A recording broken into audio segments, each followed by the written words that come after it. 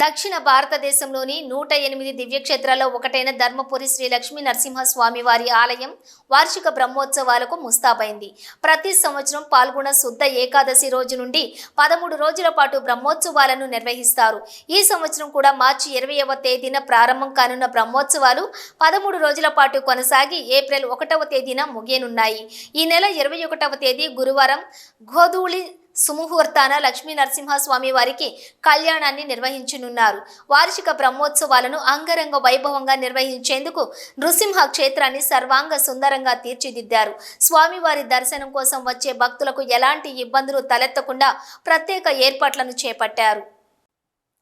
కొబ్బరి బిళ్ళలు ఇవిగో నరసయ్య, నీకు కోటి దండాలయ్యా నరసయ్య, నిన్ను చూడ వస్తున్నామయ్యో నరసయ్య, గండాలు తప్పించయ్యో నరసయ్య అంటూ భక్తులు ప్రతినిత్యం ధర్మపురికి వస్తూ ఉంటారు. నృసింహాన్ని దర్శించుకుని ప్రత్యేక పూజలు నిర్వహించి మొక్కులు చెల్లించుకుంటూ ఉంటారు.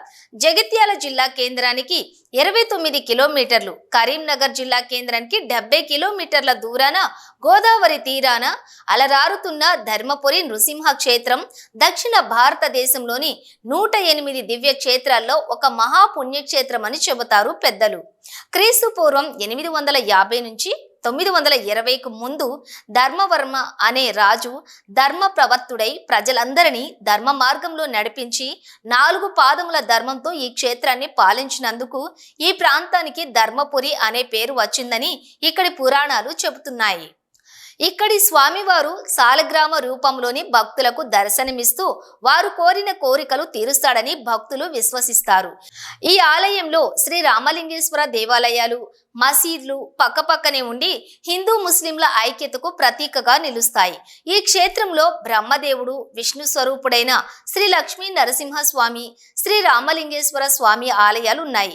బ్రహ్మ, విష్ణు, మహేశ్వరులు ముగ్గురు కొలువైన ఈ క్షేత్రాన్ని త్రిమూర్తి క్షేత్రం అని కూడా పిలుస్తారు. ఈ ఆలయ ప్రాంగణంలో భారతదేశంలో ఎక్కడా లేని విధంగా యమధర్మరాజుకు ఆలయం ఉంది. అందుకే ధర్మపురికి వచ్చిన వారికి యమపురి ఉండదని చెబుతారు ఇక్కడి పెద్దలు.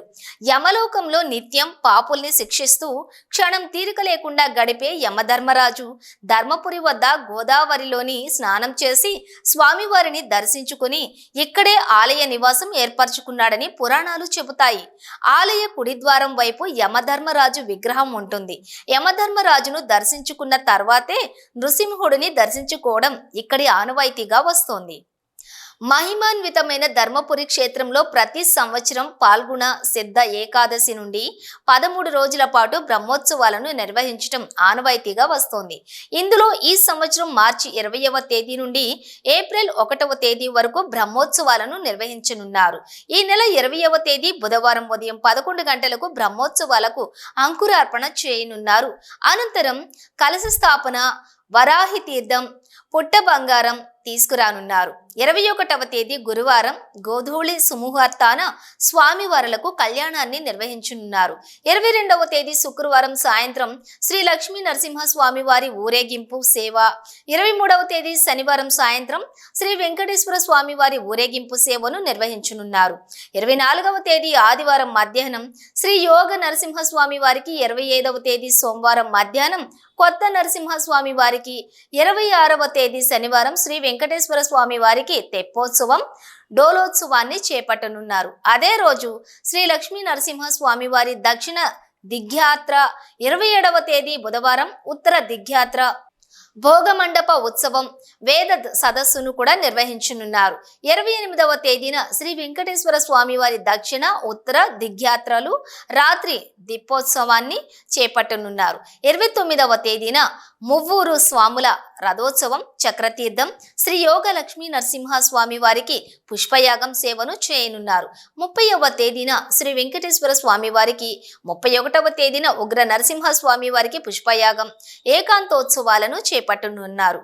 బ్రహ్మోత్సవాల్లో చివరి రోజు ఏప్రిల్ 1వ తేదీన ఉగ్ర నరసింహస్వామి వారికి ఏకాంతోత్సవంతో బ్రహ్మోత్సవాలను ముగించనున్నారు. ఈ బ్రహ్మోత్సవాల్లో పాల్గొనేందుకు వేలాదిగా భక్తులు తరలివస్తారని అంచనా వేసిన ఆలయ అధికారులు అన్ని రకాల చర్యలు చేపడుతున్నారు. ఎండాకాలం వేళ భక్తులు ఇబ్బందులు పడకుండా అన్ని ఏర్పాట్లు పూర్తి చేశారు. ఆలయంలో క్యూ లైన్లు, చలువ పందిళ్లు, మంచినీటి సౌకర్యం కల్పించడంతో పాటుగా ఆలయాలు గోపురాలకు సున్నం రంగులు వేయించి విద్యుత్ దీపాలను అలంకరించారు.